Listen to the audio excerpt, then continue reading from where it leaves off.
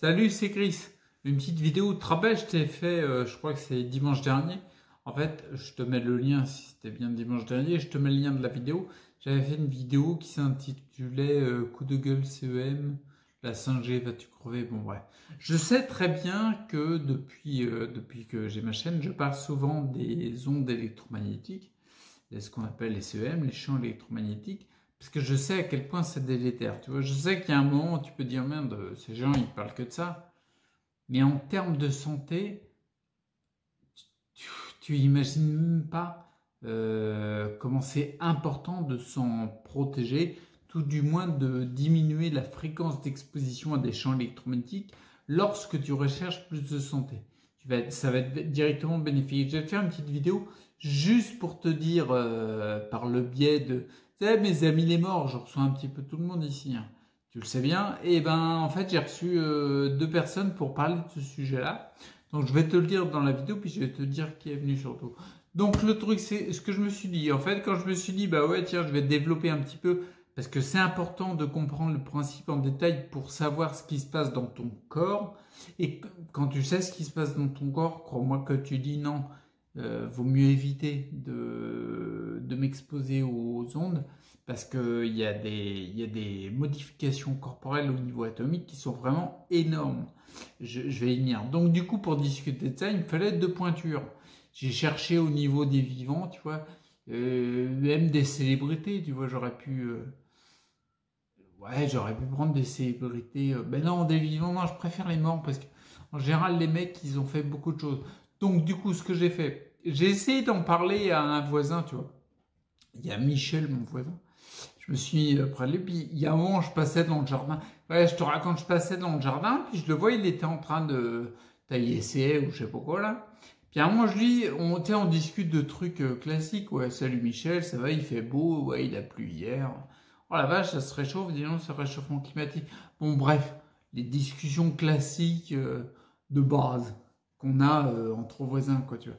Puis il y a un moment, je pensais à la vidéo que je devais faire, puis je lui dis, tiens Michel, au fait, je vais faire une vidéo où je me posais une question toute simple. Je voudrais développer, en fait, expliquer comment se créent les champs électromagnétiques vis-à-vis des conduits, comment dire, de l'électricité notamment alternative et ce que ça engendre sur le corps, le fait d'être exposé à des champs électromagnétiques délétères qui vont donner une tension induite dans le corps et qui peut être très néfaste pour la santé. Si tu veux, j'ai vu Michel après ma question. J'ai compris que c'est pas avec lui qu'il fallait discuter ça. Ok Michel, donc bon bah t'as vu, il fait beau, ça réchauffe, hein, oh la vache. Et puis après je lui dis bon je te laisse quoi. Parce que j'ai vu Michel, non c'est pas la peine. À mon avis, j'aurais parlé de ça avec mon chat, j'avais plus de chances d'avoir des réponses positives. Au moins il aurait eu l'air intéressé. Que Michel, il en avait rien à carrer. Donc bref, je me suis dit, ben, je vais appeler mes potes, je vais contacter Hippocrate. Tu sais très bien que j'ai vachement discuté avec Hippocrate plein de fois. Alors je commençais à connaître Galilée, puis Albert, moi aussi Albert Einstein, avec qui on a fait une pétanque d'ailleurs la dernière fois. Donc là, je me suis dit, je vais l'appeler pour savoir s'il connaît des personnes qui pourraient me donner des informations perspicaces dans ce domaine-là, d'accord? Donc du coup, j'ai appelé l'au-delà, hein, parce que c'est là qu'il habite, mais il est mort. Donc là, c'est l'au-delà, si tu veux, on connaît jusqu'ici, bah c'est après, d'accord? Ouais, on verra quand on va canner, on verra la suite de ce qui va se passer.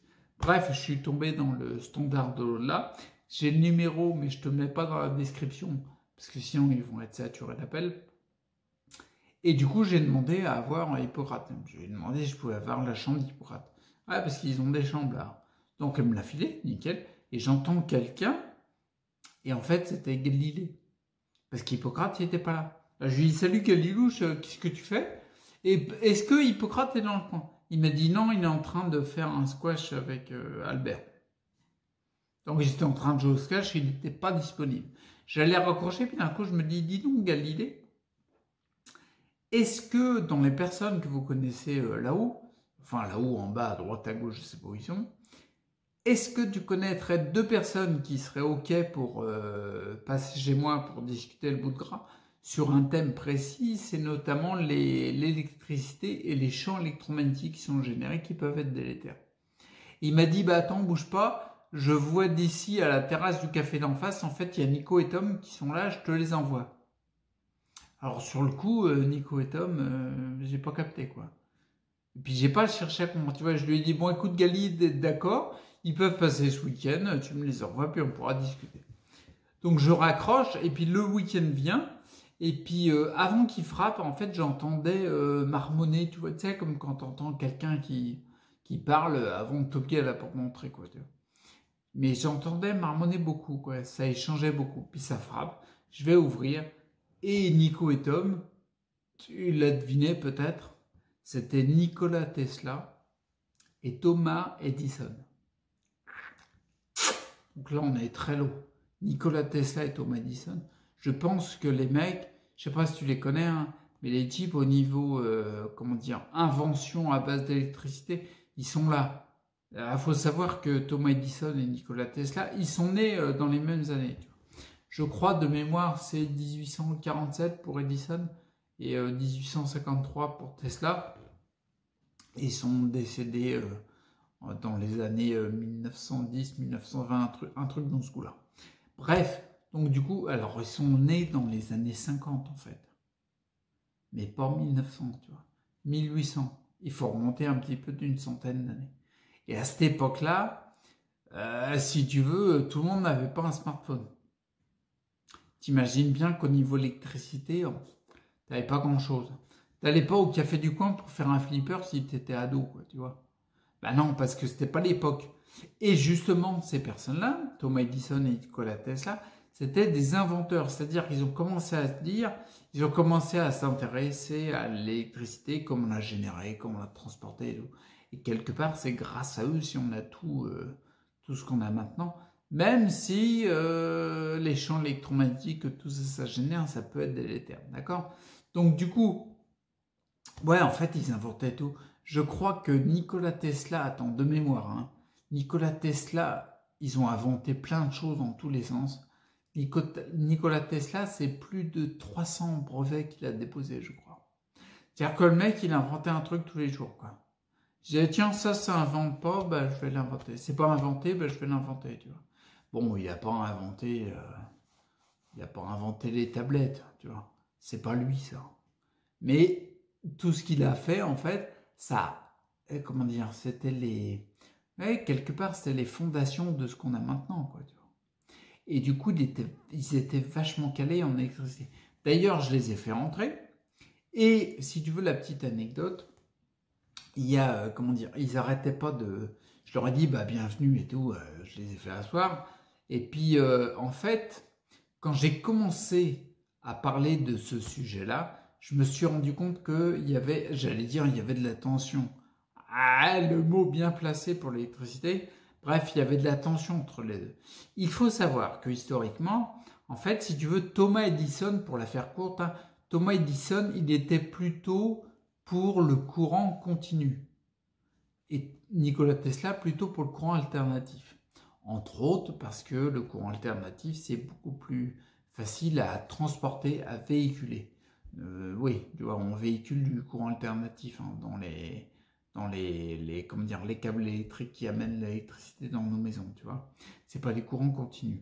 Et c'est important que je te dise ça parce que le courant continu et le courant alternatif ne génèrent pas les mêmes champs électromagnétiques et n'ont pas les mêmes influences sur ton corps au niveau de la santé, d'accord? Donc bref, mis à part qu'ils se prenaient le bec, je les ai laissés se prendre le bec, moi je vais te dire, tu vois, le courant continu, c'est très simple. Du courant électrique, c'est un déplacement d'électrons au sein des atomes qui composent la matière. C'est pas la peine d'aller dans le détail, c'est un déplacement d'électrons. Le courant continu, il va du moins vers le plus. Il est unidirectionnel. Et c'est le point le plus important.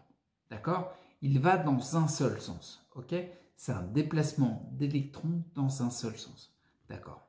Le courant alternatif, il va en fait dans les deux sens. Il alterne, d'où le terme. D'accord? Il va dans un sens et dans l'autre. C'est-à-dire que le déplacement d'électrons, même s'il est, je crois, que de quelques millièmes de millimètre, mais il faudrait vérifier l'info, mais ça se déplace dans un sens et puis dans l'autre, d'accord? Alors bien sûr, tu es au courant que l'électricité, on la mesure avec la tension, l'intensité. La tension, c'est les volts, l'intensité, c'est en ampérage. Mais quand il y a du courant alternatif, ce qui n'est pas le cas pour le courant continu, il y a également un autre paramètre qu'on appelle la fréquence, d'accord, qui est mesuré en Hertz. Ça te donne le nombre de fois où il y a un aller-retour au niveau des électrons de la matière. C'est vraiment là-dessus que je vais insister. Par seconde, d'accord? En gros, si tu as un courant alternatif qui fait 20 Hz, tu vas avoir 20 allers-retours, je crois 20 allers-retours, ah oui, une fréquence, tu vas avoir 20 allers-retours des atomes, des électrons, je veux dire. Ça veut dire que au niveau, comment dire, la matière, toute matière, elle est constituée de molécules qui sont eux-mêmes constituées d'atomes. Et l'atome, il a des neutrons, des protons qui font le noyau et des électrons qui gravitent autour. Ce qui veut dire qu'au sein même de la matière, quand il y a un courant qui traverse un corps qui est conducteur, comme par exemple un fil de cuivre, il y a un déplacement d'électrons dans la matière, d'accord, à hauteur d'un nombre de fois par seconde qui fait un aller, un retour en fonction de la fréquence de l'électricité qui le traverse, ok? Et ce petit truc-là, il est important, plus une autre règle que je t'avais déjà expliqué sur le fait que lorsqu'il y a un courant électrique qui traverse un conducteur, par exemple un fil de cuivre, ça génère un champ électromagnétique. Je ne vais pas entrer dans le détail des champs électromagnétiques, mais ça, c'est deux éléments importants. Et il y a l'autre loi qui dit que les champs électromagnétiques qui entourent un conducteur font générer une tension induite et une tension à l'intérieur du conducteur, même s'il n'y en avait pas à la base. D'accord? Ce qui veut dire que nous, chaque être humain qui est conducteur, parce qu'on conduit l'électricité, eh ben, si on est entouré de champs électromagnétiques, eh ben, on a une tension qui se crée dans le corps, même si on n'a pas foutu les doigts dans la prise, en gros. D'accord? Et ce truc-là est très important. C'est pourquoi? Parce que souvent, j'entends quelqu'un qui dit oui, mais les champs électromagnétiques, les champs magnétiques, tout ça, il y en a depuis le début des temps, quoi. Tu vois. Et c'est pas faux. Tu vois, par exemple, la Terre, elle a un pôle nord, elle a un pôle sud. Il y a un champ magnétique, mais je veux appuyer là-dessus. Par exemple, tu vois, la Terre, les aimants, etc. Il y a des champs magnétiques, mais ces champs magnétiques-là sont unidirectionnels. Et c'est très important. Ils vont que dans un sens, point barre. D'accord? Il n'y a pas le côté alternatif. Par contre, les champs électromagnétiques que les humains ont créés pour diverses raisons, parce qu'il y a des champs électromagnétiques qui sont générés par les appareils qu'on a dans nos maisons, et en plus maintenant les champs électromagnétiques qui sont créés consciemment pour pouvoir communiquer par le biais de nos smartphones, nos tablettes et tout, ce sont des champs électromagnétiques alternatifs.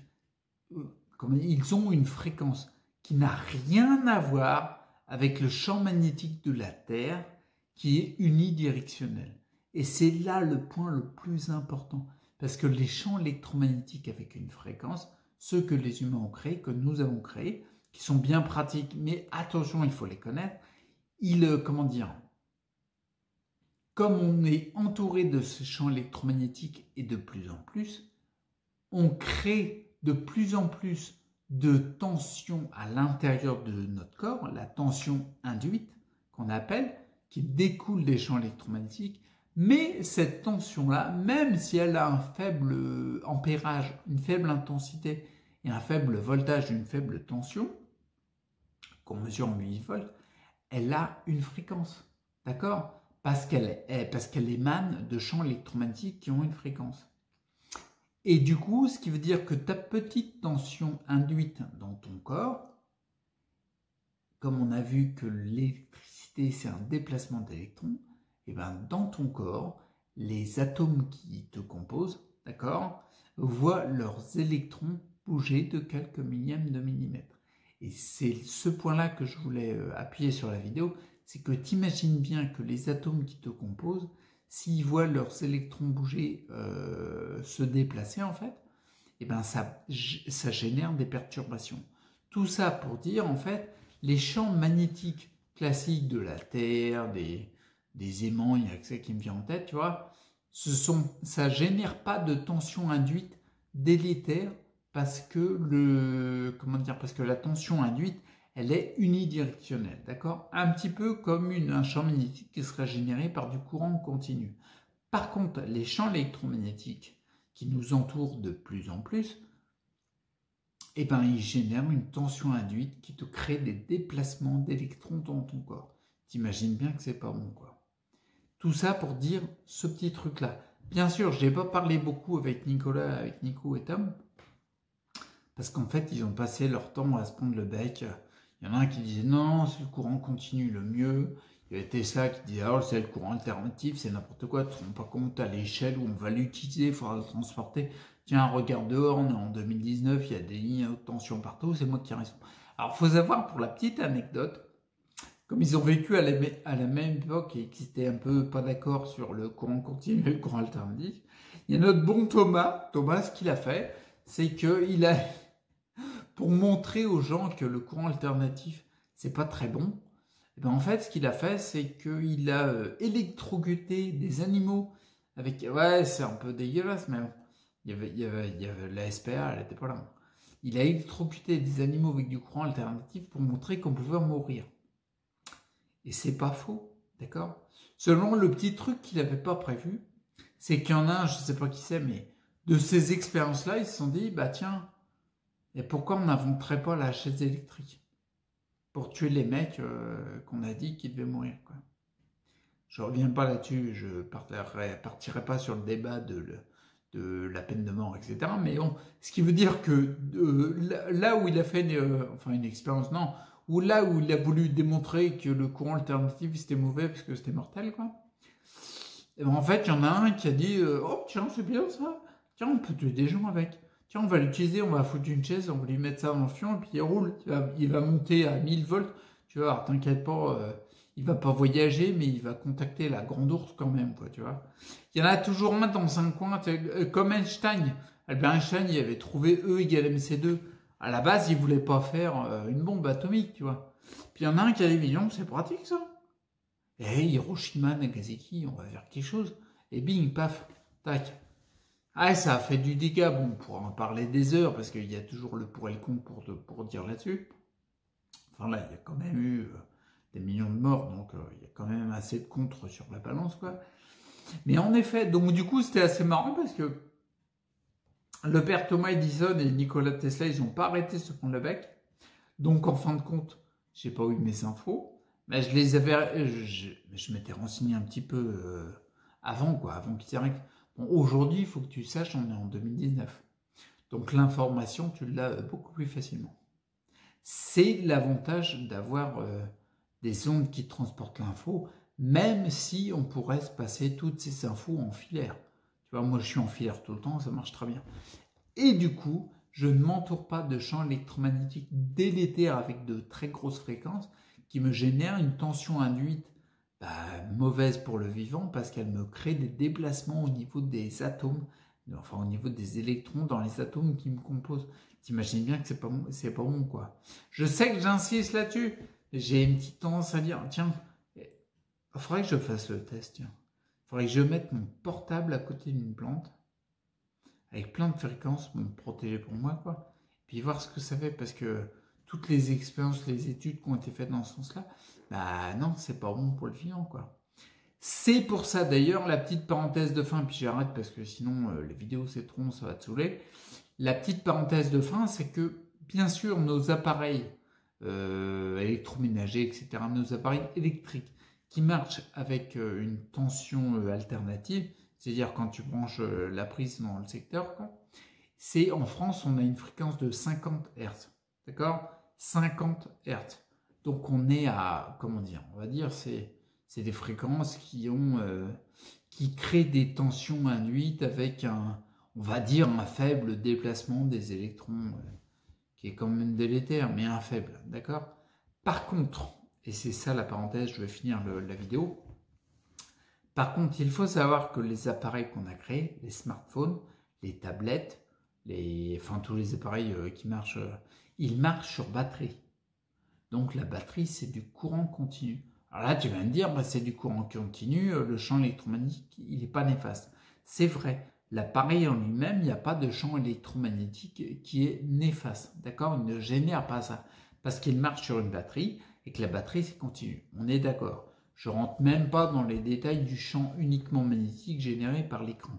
Mais, par contre, les smartphones, les tablettes qu'on a inventés, tout ça, le petit hic, c'est quand tu actives la 3G, la 4G, le Wi-Fi, le Bluetooth et l'émetteur GPS, je ne sais pas combien il est, mais ce que je veux dire, c'est que nos appareils qui dégagent rien, là, tu vois, là, ils émettent pas d'ondes, les appareils, j'ai pas de soucis, hein, je suis pas mal, hein, j'ai pas de douleur qui se relance, etc.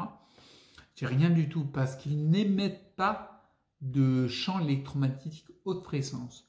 Quand tu allumes le Wi-Fi, quand tu allumes la 4G, quand tu allumes le Bluetooth par exemple, ou le GPS, je m'en sais, en tout cas sur Bluetooth, 4G et Wi-Fi, tu actives des émetteurs de champs électromagnétiques, émetteurs-récepteurs, mais là ce qui nous intéresse c'est l'émission, des émetteurs de champs électromagnétiques haute fréquence. Donc, tu actives consciemment, je sais que c'est pour recevoir tes appels, ou alors pour avoir Internet, mais tu actives consciemment des émetteurs, donc, pour créer du champ électromagnétique haute fréquence. Et bientôt, maintenant, avec la 5G, très haute fréquence. Et on n'est plus dans des hertz, on est dans des mégahertz. J'ai plus les valeurs exactes, mais c'est un truc énorme. Ce qui veut dire, par exemple, pour être concret, je vais dire, par exemple, si tu as une onde électromagnétique qui t'entoure, qui est de 1 MHz, d'accord, ça veut dire que l'électron dans ton corps, en fait, il fait 1000 fois l'aller-retour par seconde. Peut-être que ça cause des désagréments. Je sais pas. Bah, visiblement, si, quoi. C'est peut-être pour ça que des pays comme Bruxelles, il y a l'Allemagne aussi, les pays nordiques, bon, je les avais cités, ils disent, la 5G, peut-être pas, quoi. Tu vois le truc? Parce que c'est hyper néfaste. Donc, par exemple, putain, je vais pas la finir cette vidéo.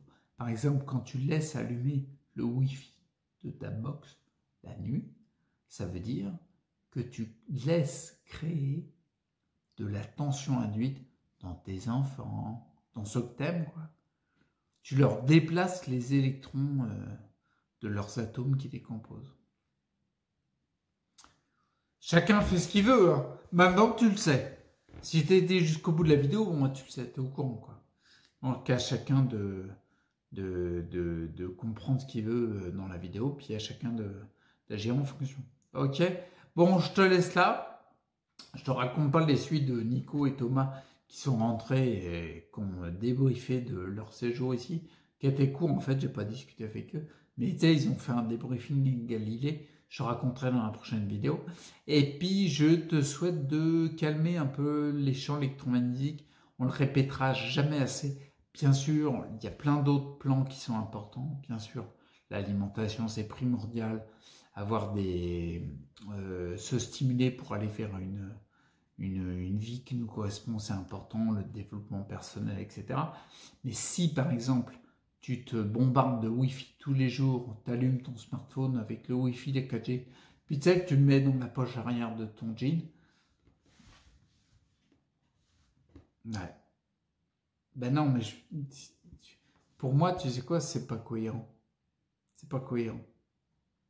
Comment tu veux tendre vers plus de santé en te bombardant avec des champs électromagnétiques qui forcément c'est des lois physiques, hein. C'est validé, c'est scientifique, c'est comme tu veux, c'est tout ça, quoi. Et comment tu veux aller vers plus de santé? Bouffer un parpaing réduit en poudre tous les matins, ça sera mieux. Ça sera moins pire, à mon avis. Bon, je te laisse là parce que là on aborde les 25 minutes et puis n'importe quoi. Bon, allez, prends soin de ta restricteur et protège-toi de ta besoin. Va vers plus de santé. C'est pas si difficile. C'est simple dans le concept. Allez, ciao.